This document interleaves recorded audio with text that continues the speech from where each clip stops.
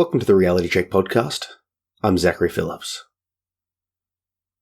What happens when a society has no memory?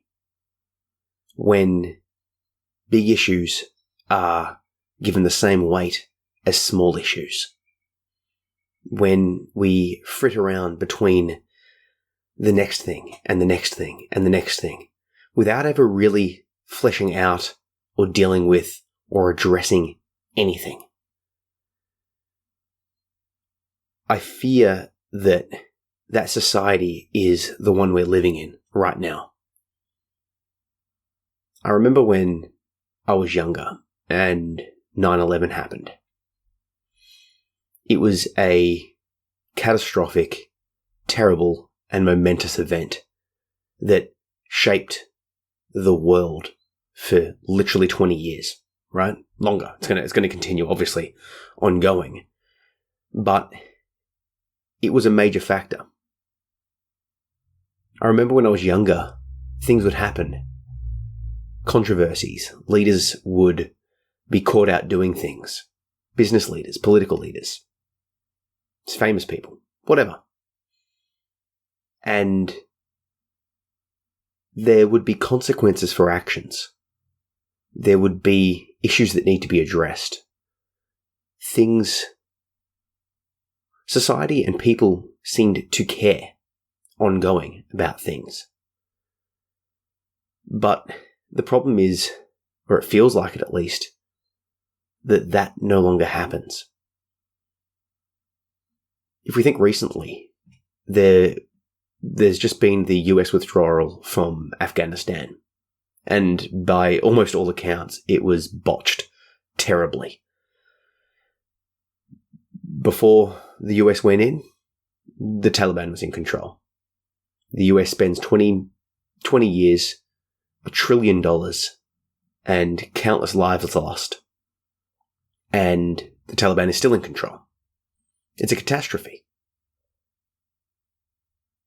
And the evacuation was a disaster. People are falling off planes. It was terrible, right?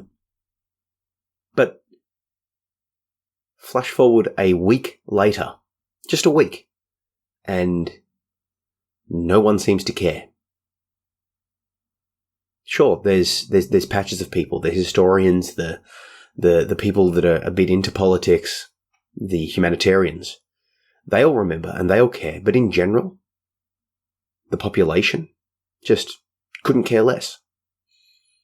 We have, as I addressed a little bit in the previous podcast, the Dave Chappelle controversy, talking about trans rights and speaking out and the Netflix and all of that sort of stuff.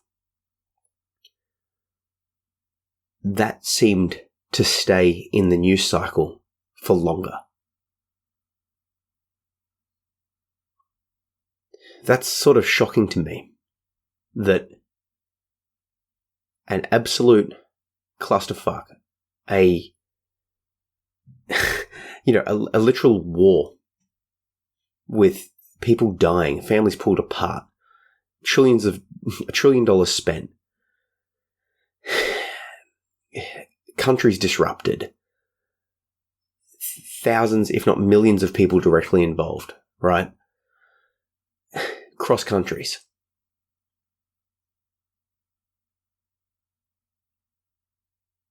And it's already out of the news cycle. And, a comedian with a controversial Netflix show stays in the media cycle for longer. Now, don't get me wrong. Both of those issues that are raising are important. War, death is very important. Trans rights, minority rights, free speech, all of the stuff that the Dave Chappelle controversies brought up are also very important. But the thing is give each of these issues a couple of weeks and they're gone. It feels like the only thing that has stuck around has been COVID. And the reason it's stuck around is because it's continually attacking people. But even with COVID, it's dying down, right? I just fear that we're sort of moving to a place where we have no collective memory, where things can happen. It's this flash in the pan moment, and then it's gone. I used to be surprised at the Trump phenomena. How could a man that's always putting his foot in it, always saying highly controversial things that 20, 30 years ago, one of them would have just gotten him completely out of the race. You know, his own party would have shunned him. It would have just been a absolute just shutout. But nowadays, he can just continue, or was able to just continue, and it didn't really seem to matter. You know, even the Jan 6 march on the Capitol, you know, the Capitol protests, all of that sort of stuff, the insurrection, or the however you want to frame it, right? It's come and gone, but so someone like a Trump can say and do what he's done nowadays because we just don't remember. He says something, it flares up, and then it disappears. And then we look on to the next thing, and the next thing, and the next thing. It's like, as a society, we've all got ADHD. We've got an inability to focus, or we've got like a selective point of focus. It's like, yeah, all of that stuff's happening, but I'm just going to stick in my lane and look over here and just focus on this thing. Oh, there's controversy. Cool, that sucks, and I'm back to my focus. We've never, as a species, existed with such technology. The technology that we're using to listen to this podcast right now. Social media in general. It's so easy to feel like everything will be okay or fine or just continue as normal. But how can that be true when we've got an abnormal introduction of technology? Now, by abnormal, I don't mean necessarily bad. I just mean it's abnormal as in different from the normal. As a species, as a society, we've never in our existence been this connected. We've never had this much access to instant communication, to instant gratification, to the ability, we've never had such an ability to eliminate all forms of contemplation or thought. It is possible to wake up and just flit around between social media, to chuck a podcast on, to listen to music, to watch a YouTube video all day, every day. It's possible to go days, weeks, months without any prolonged silence. Boredom comes, bam, we run from it. Why? Because the technology enables us to do so. We didn't evolve to exist in a world with such temptation. And I'm just wondering what that does to us. And I think it's fairly obvious. It's obvious based, it sort of leads back to what I've started this podcast with. This idea that we don't really have a collective memory. We don't seem to care. It's things that are bad, quote unquote, get highlighted. People make some clickbait dollars, and then it's forgotten. And then the next thing comes up, and the next thing, and the next thing.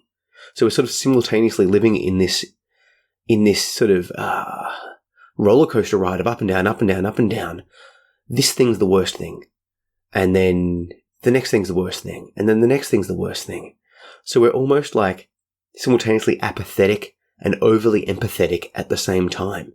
And it just blows our ability to sort of realize the importance of anything, because everything seems like the worst thing in the world. Everything seems like the worst thing ever. The withdrawal from Afghanistan? That's bad. It's just as bad as Dave Chappelle's comedy special, which is just as bad as a politician's sex scandal, which is just as bad as global warming, which is just as bad as a sports player cheating on his wife, right? Whatever.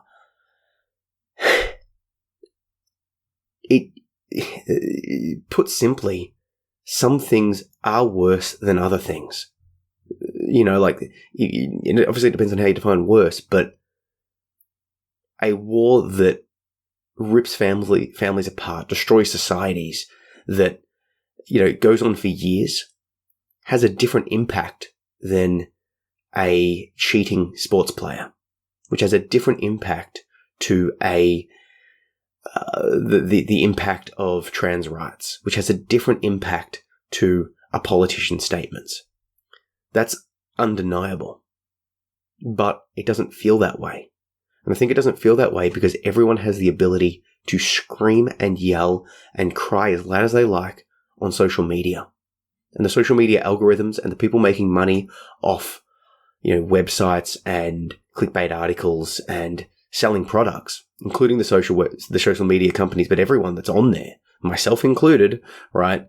We all benefit from engagement. We all benefit from connection. So it's in the interests of the social media companies to push and push and push and push controversy. Everything. The next controversy is the worst thing ever. When COVID was just coming out, it was the worst thing ever. And now we've sort of gotten used to COVID, quote unquote, but it's all about the conspiracies and the anti-vaxxers and the sort of the left versus the right and all of that sort of stuff. It's all a game. It's all a mirage. It's all just a trap. And it traps people because we think about it, we talk about it, we post about it. Those posts cause more conflict, more thinking about it, more talking about it, more posting, right? It spreads. It literally is viral. Probably more viral than COVID.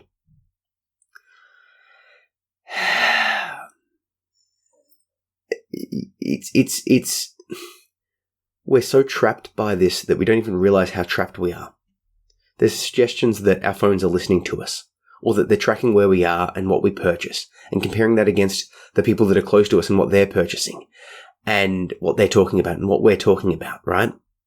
If you share a post online, if you take a picture and share the picture online, if you write something, if you comment, if you just look over an image for a long time, if you screen capture it, right?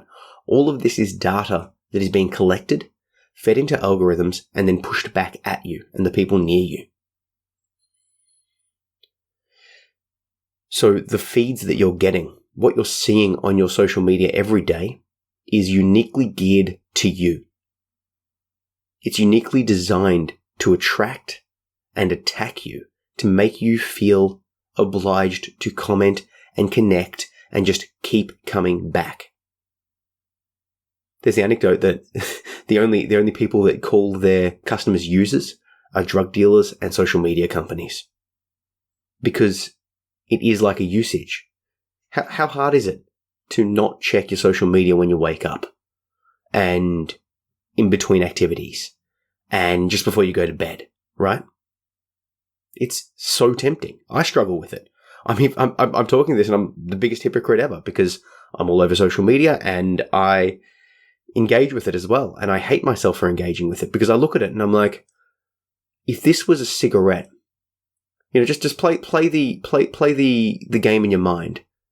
Imagine that every time you touch your phone to go on social media, you're instead having a cigarette or taking a shot of alcohol or shooting up or whatever, your drug of choice is, right? Eating a chocolate. How much of an addict would you feel?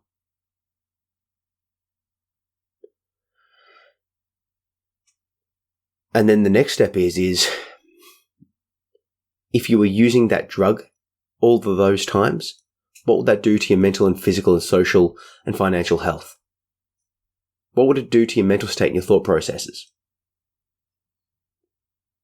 And then the obvious conclusion to that is what does social media, the amount of use that you're using, do to your thought processes? What does it do to your social connections?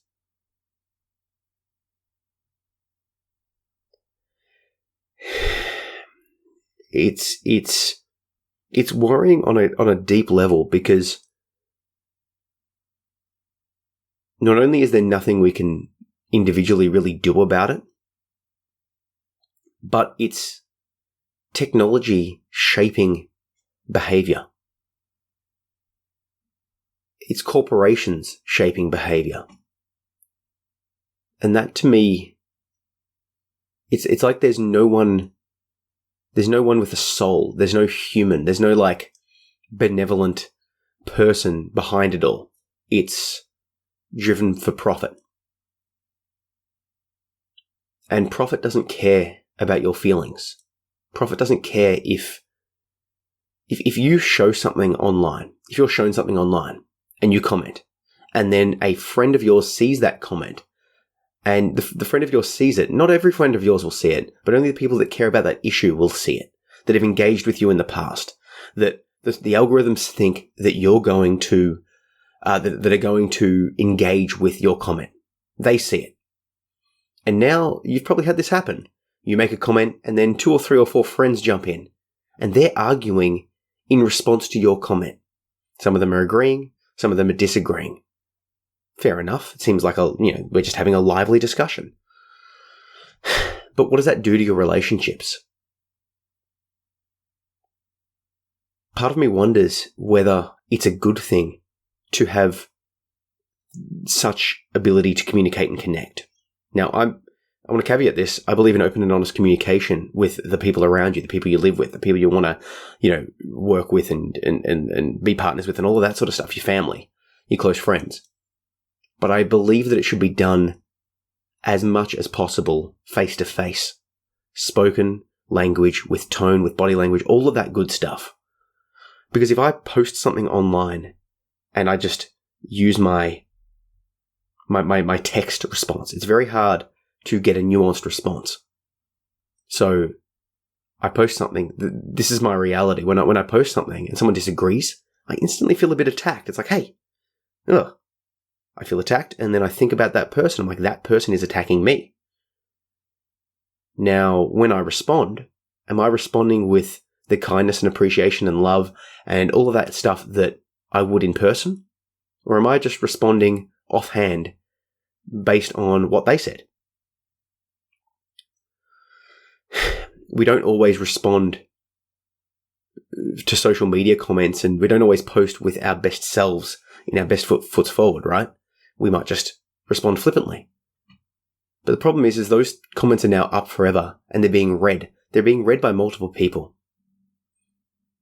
Like, if I was going to have a discussion with you about a controversial topic, one that we're both not 100% sure on, one that, you might have strong opinions on, or you might not, whatever. I would want to have it with you in person and with the ability to sort of clarify and discuss in real time.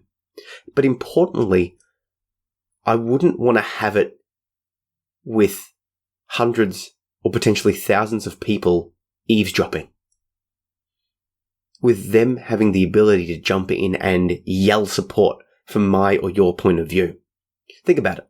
Let's say you're in support of leaving Afghanistan as it happened, and I'm not. Or you absolutely love Dave Chappelle and I hate him, and I'm on the side of the trans or whatever. It doesn't really matter.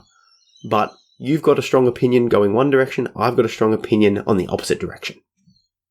It's feasible and believable, and it has happened that in real life you can have these sort of discussions and a resolution is made. We both learn, we both grow, or we agree to disagree, and our feelings aren't hurt, and we leave and go, yeah, that was a lively discussion. I agree with Zach, but I don't agree with him on this point, and we can continue that later on. But what would happen if I was to scream and yell, and then the next person and all the comments and all of those sort of things were to scream and yell at you as well? If I made a point and then 5 people jumped on board with my point, and then you were to respond and 5 people jumped on board supporting your point, eventually it becomes this screaming match between us all, and there is no resolution. You go down more your side, I go down more my side. We both polarize. And what does that do to our relationships?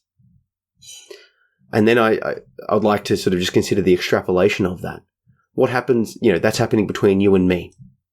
But then that's happening between you and everyone else, and everyone else and everyone else, globally, all the time, continually. So when the next thing pops up in the news media, it pops up, we talk about it, we yell about it, we disagree, ruins the relationships, earns the people making money off it some money, and then it falls away, and then the next one comes back up, and the same process happens again and again and again and again and again. What does that do to society? I guess we're going to find out. And I don't know, it's a terrifying proposition. Anyway. Yeah, cheers.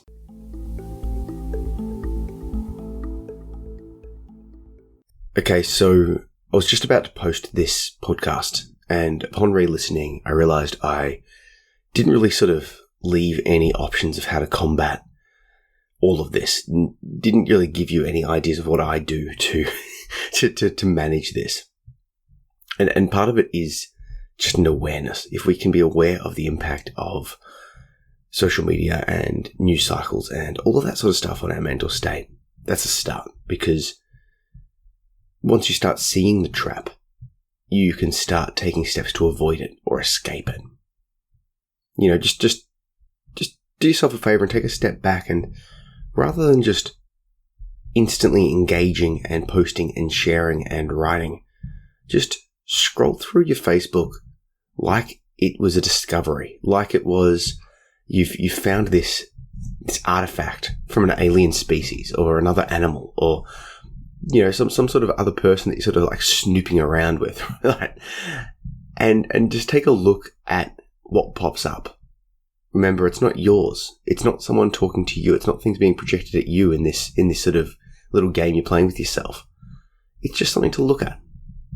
And what hopefully that will do is it'll help you to detach.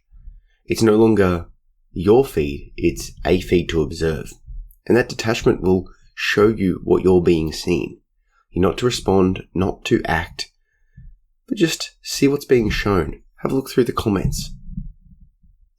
See the sponsored posts. See the recommended posts. And just look at it. And just think to yourself, well, what does this mean?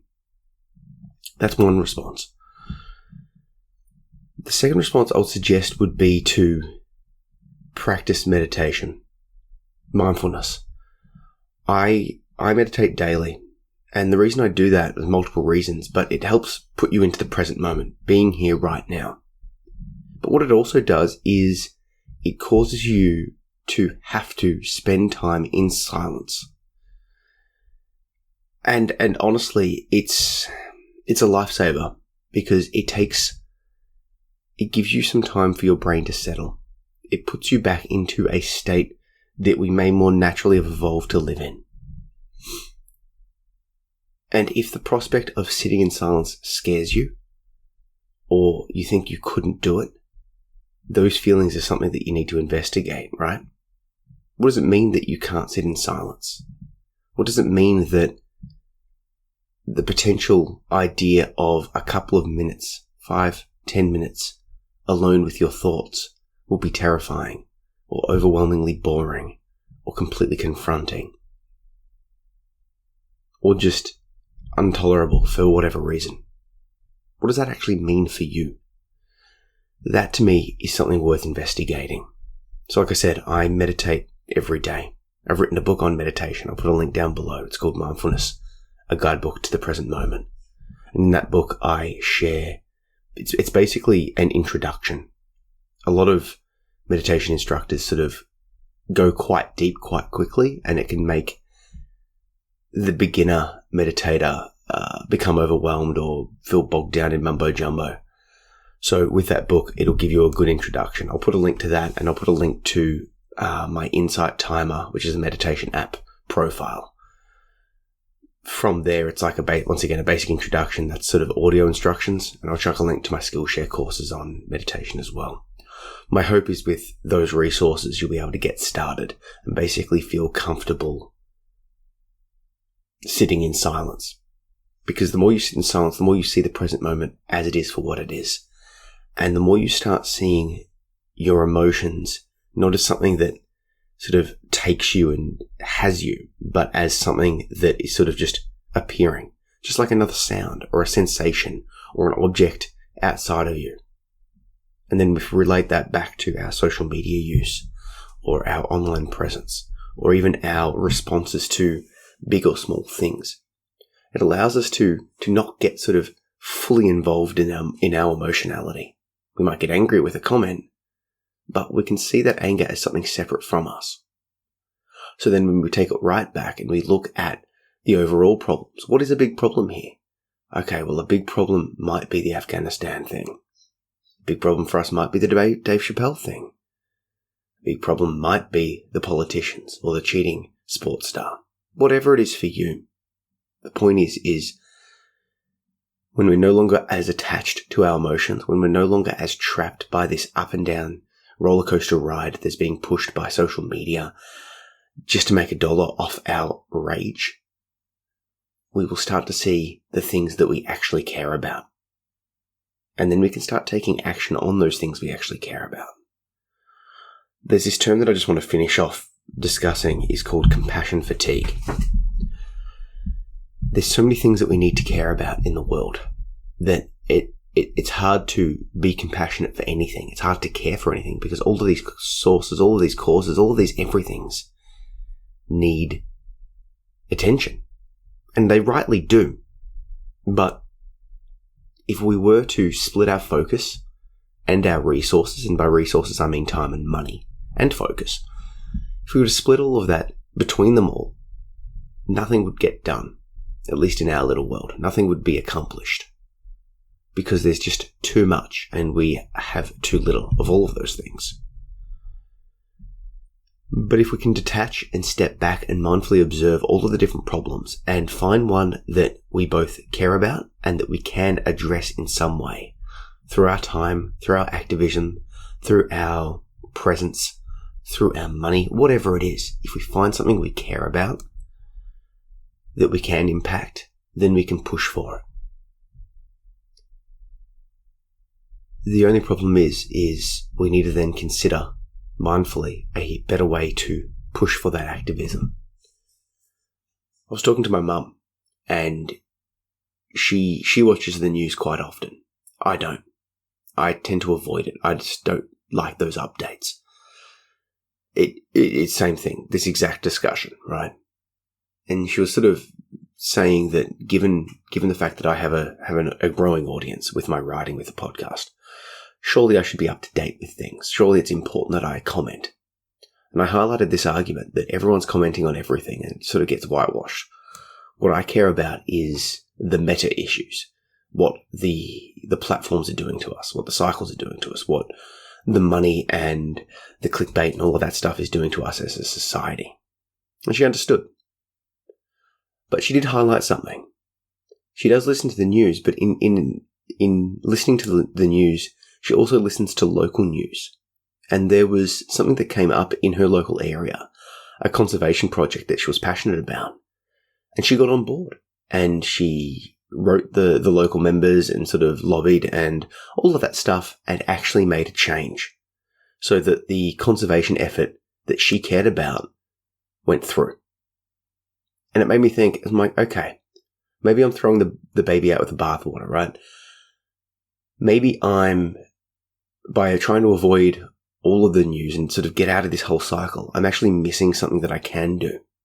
My local area, the place that I live, does have issues that need addressing. And because I'm living in it, I can directly see it and influence it, right?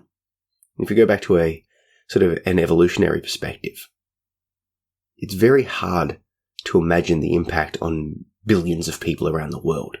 It's very hard for me to imagine the plight of someone in a country across the other side of the world that speaks a different language that I've never visited and I never plan on visiting and I don't know anyone from, right? It's very hard to put myself in those shoes and think globally. You know, we evolved as monkeys in a tribe of, 150 members or whatever. The idea of civilization and megacities and all of this sort of stuff that we're dealing with right now, the technology, is new. It's so new that we haven't evolved to adapt to it. But we can still make a difference and care and connect in our local world because we can see it. If you go outside and you see people littering, That's your home they're littering on, right? That's a way that you can connect and start caring about the environment and make a physical, tangible difference. Now, I'm not saying not to push for global change in climate or anything like that. On the contrary, I think we should. I'm sort of trying to highlight that if your big issue, the thing that you're going to sort of focus on isn't the climate, if it's, something else, but you still care about the climate, it's one of those things that you have compassion for, as I do, start making a change in your local place. Start looking at local conservation. Start local and then build up from there. Speak to real people in real life, right?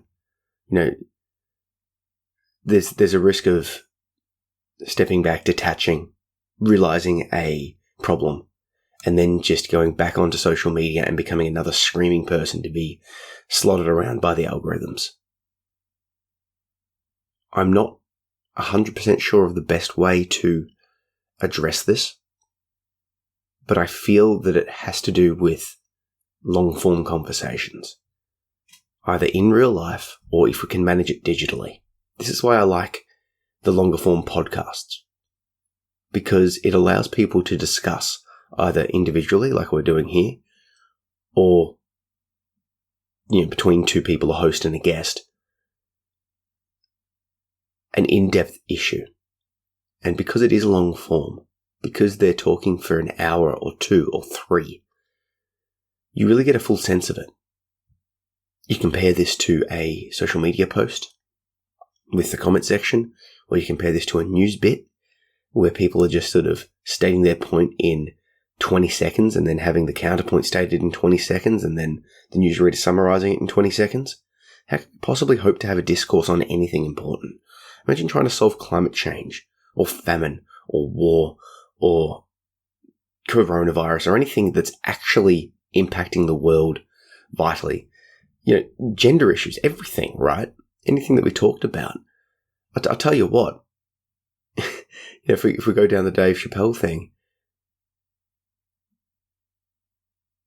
that issue won't be solved by people screaming and posting online. He did a long-form conversation, and if you listen to it, he's expressing himself. Agree or disagree, it's not my place to sort of suggest my opinion here, but he spoke long-form on the topic. To come back and scream in a tweet and have that tweet as the response to a long-form comment isn't going to make any real change. It'll make the person tweeting and responding to those tweets weirdly feel good because it's like, oh, I'm standing up for my team. But what change will that really make, right? There's this feeling that you get, this sort of, I say good because it sort of feels positive, but I'm not convinced that it actually is positive, that you get when you jump on board and you sort of start screaming your point and sort of saying, hey, this is what I believe, and sort of, let's do it, right? You get this sort of good feeling. But the problem is that it doesn't really make any change, and it might just be sort of building up the ego a bit. It feels good to bash someone digitally, like, hey, you suck, you disagreed with my team. But does that change anything? Does it help convince anyone, or are you just preaching to the converted? Is it just everyone getting in a digital space and saying, I agree, that person sucks, or they should be cancelled? And on the other side, I agree. Look at all those people with, can't handle a joke, whatever it is. I'm not convinced that will change anyone. But what I am convinced is that if people are seeing the controversy with Dave Chappelle, and then they do watch his special all the way with an open mind, he might change people to their opinion. Because from the external perspective, if you don't care about that topic that much, if you're, neutral to it, or you're unsure, watching a long form thing is far more convincing than people screaming and yelling. People screaming and yelling seems like someone having like a baby's tantrum.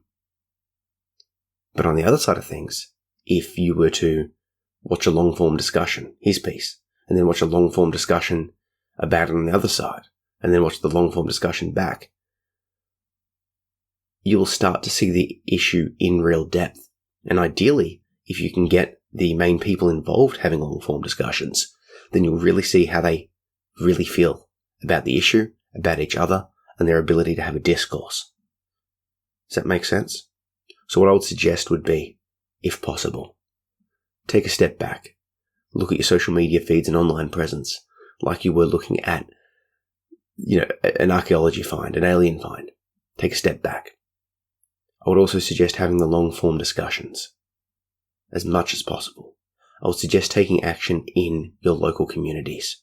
And if you're going to go big, figure out one area in the world that you can go big in and go big. But just make sure you're not contributing back into this same cycle. Work out a way to project the need to help your issue in a way that won't sort of go down this same path. And finally, practice mindfulness meditation.